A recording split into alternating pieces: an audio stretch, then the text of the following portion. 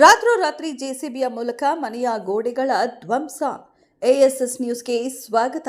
ಕೋಲಾರ ಜಿಲ್ಲೆಯ ಶ್ರೀನಿವಾಸಪುರ ತಾಲೂಕಿನಲ್ಲಿ ವೇಣು ಸ್ಕೂಲ್ ಹತ್ತಿರ ರೈಲ್ವೆ ಸ್ಟೇಷನ್ಗೆ ಹೋಗುವ ದಾರಿಯಲ್ಲಿ ಗುರುವಾರದಂದು ರಾತ್ರಿ ಸುಮಾರು 2 ಗಂಟೆ ಸಮಯದಲ್ಲಿ ಪಕ್ಕದ ಜಮೀನು ಮಾಲೀಕರು ದಾಳಿ ನಡೆಸಿ ಮನೆಯ ಗೋಡೆಗಳನ್ನು ತಳ್ಳಿ ಹಾಕಿದ್ದಾರೆ. ಕಾರಣ, ನಮ್ಮ ಅತ್ತಿಗೆಯ ಹೆಸರಿನಲ್ಲಿ ಸರ್ವೆ ನಂಬರ್ 147/6ರಲ್ಲಿ 1 ಗುಂಟೆ 33ಕ್ಕೆ 33 ಜಮೀನು ಇದ್ದು, ನಾವು ನಮ್ಮ ಜಮೀನಿಗೆ ನಾವು ಕಾಂಪೌಂಡ್ ಗೋಡೆ ಕಟ್ಟಿಕೊಂಡು 36 ವರ್ಷಗಳಿಂದ ವಾಸ ಮಾಡುತ್ತಿದ್ದೇವೆ.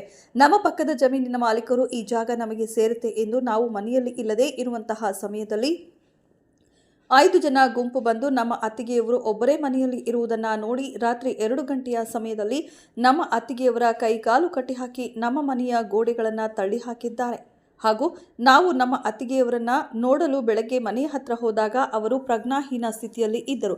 ಇದನ್ನು ನಾವು ಗಮನಿಸಿ ಶ್ರೀನಿವಾಸಪುರ ಸರ್ಕಾರಿ ಆಸ್ಪತ್ರೆಯಲ್ಲಿ ದಾಖಲು ಮಾಡಿ ನಂತರ ಹೆಚ್ಚಿನ ಚಿಕಿತ್ಸೆಗಾಗಿ ಕೋಲಾರದ ಜಿಲ್ಲಾ ಆಸ್ಪತ್ರೆಗೆ ರವಾನೆ ಮಾಡಲಾಗಿದೆ ಎಂದು ರಮೇಶ್ ಬಾಬು ಅವರ ಚಿಕ್ಕಪ್ಪ ಶ್ರೀನಿವಾಸ್ ಶೆಟ್ಟಿ ನಮಗೆ ಅಧಿಕಾರಿಗಳು ನ್ಯಾಯ ಒದಗಿಸಿಕೊಡಬೇಕು ಎಂದು ಮಾಧ್ಯಮದ ಮೂಲಕ ಹೇಳಿಕೆ ನೀಡಿದರು. ವರದಿ Arun Kumar, HM, ASS news. Srinivas Shetty ಅಂತ ನಾವು 1986ರಲ್ಲಿ 1 ಗುಂಟೆ ಜಮೀನು ತಗೊಂಡಿದ್ದು, ಆ ಜಮೀನಲ್ಲಿ ನಾವು ಮನೆ ಕಟ್ಕೊಂಡಿರ್ತೀವಿ. ಆ ಮೆಜರ್ಮೆಂಟ್ ನಮ್ಮದು 33 ನಾವು 36 ವರ್ಷದಿಂದ ಮನೆ ಕಟ್ಕೊಂಡು ಇದ್ದು, ಪಕ್ಕದ ಜಮೀನವರು 2012ರಲ್ಲಿ ಪೋಡಿ ಮಾಡ್ಕೊಂಡಿದ್ದಾರೆ. ಪೋಡಿ ಮಾಡ್ಕೊಂಡಿದ್ದಾಗ ನಮ್ಮ ಜಮೀನು 33ಗೆ 28-41 ತೋರಿಸಿದ್ದಾರೆ ಪೋಡಿಯಲ್ಲಿ. ಆವಾಗ ಸ್ಕೆಚ್ ಮಾಡಿಸಿ ಅದನ್ನು ಅವರು ಪೋಡಿ ಮಾಡಿಸ್ಕೊಂಡಿದ್ದಾರೆ. ಪೋಡಿ ಮಾಡಿಸ್ಕೊಂಡ ಮೇಲೆ ಅವರು ಬಂದು ಮೊನ್ನೆ ಸರ್ವೆ ಮಾಡಿಸಿದ್ದಾರೆ. 1-2 ತಿಂಗಳ ಹಿಂದ್ಗಡೆ ಸರ್ವೆ ಮಾಡಿಸಿದಾಗ ನಮ್ಮ ಜಮೀನಲ್ಲಿ ನೀವು ಬಂದ್ಬಿಟ್ಟಿದ್ದೀರಾ, ಕಾಂಪೌಂಡ್ ಹಾಕಿದ್ದೀರಾ ಅಂತ ಹೇಳ್ಬಿಟ್ಟು ಬಂದು ಗಲಾಟೆ ಮಾಡಿದ್ರು. ಇಲ್ಲಪ್ಪ, ನಮ್ಮ ಜಮೀನಲ್ಲಿ ನಾವು ಕರೆಕ್ಟ್ ಆಗಿದ್ದೀವಿ, ನಿಮ್ಮ ದೊಡ್ಡವರೆಲ್ಲ ಇದ್ದಾಗ ಇದು ನಮ್ಗೆ ಬಂದು ಅಳತೆ ಮಾಡಿ ಅವರೇ ನಿಂತ್ಕೊಂಡು ನಮ್ಮ ಕಾಂಪೌಂಡ್ ಹಾಕಿ ಮನೆ ಕಟ್ಸಿದ್ದು, ಈಗ ನಮ್ದು ಕರೆಕ್ಟ್ ಆಗಿದೆ ಅಂತ ನಾವು ಹೇಳಿದ್ವಿ. ಅದು ಅವರು ಇದು ಮಾಡಿಬಿಟ್ಟು ಮತ್ತೆ ನಾವು ಸರ್ವೆ ಮಾಡಿಸ್ತೀವಿ ಅಂತ ನಾವು ಸರ್ವೆಗೆ ಹಾಕಿದ್ದೀವಿ. ಸರ್ವೆಗೆ ಹಾಕಿದ ಮೇಲೆ ಅವರು ನೋಟಿಸ್ ಕೊಟ್ಟಿದ್ದಾರೆ ಬಾಜುದಾರ್ಗೆ. ಬಾಜುದಾರರು ನೋಟಿಸ್ ತಗೊಂಡಿಲ್ಲ. ನಾವು ಹೋಗಿ ಹೇಳಿಕೆ ಕೊಟ್ಟು ಬಂದಿದ್ದೀವಿ, ನಮ್ದೇನು ಅಭ್ಯಂತರ ಇಲ್ಲ, ನಮ್ಮದು 1 ಗುಂಟೆ 33 ಇದೆ, ನಮ್ಗೆ ಅಳತೆ ಮಾಡಿಕೊಡಿ ಅಂತ ನಾವು ಸರ್ವೆವರ್ಗೆ ಹಾಕಿದ್ದೀವಿ. ಅವರು ನೋಟಿಸ್ ಕಳಿಸಿದ್ದಾರೆ, ನೋಟಿಸ್ ತಗೊಂಡಿಲ್ಲ.